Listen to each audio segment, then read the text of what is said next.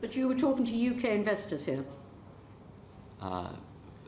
In our transcripts and our That's my understanding. Yeah, those I can take you to 2011, losses of 33 million pounds, and John, I've got his name, Culver, President of the International Division, told investors, "We're very pleased with the performance in the UK." Yet you filed 33 million pounds losses. We've been encouraged by our ability to drive top-line sales and growth in this marketplace. But you're not making money. No, or you tell us you're not making money. No, and I assure you we're not making money.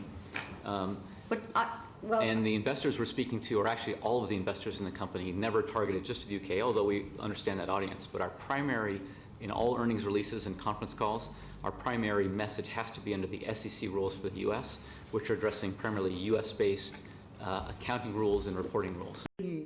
Putting weight on and drinking enormous quantities of caramel macchiato, and you've been losing money on it. I mean, it really is incompetence. Either that, or it's the money you're taking out through the 6% royalty. Now, you won't tell us where that 6% royalty goes.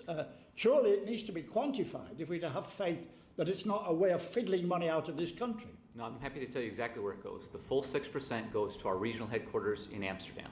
That is where we have a roasting facility, and all the regional headquarters for our Europe, Middle East, and Africa business is headquartered in Amsterdam. It's been there for many years now.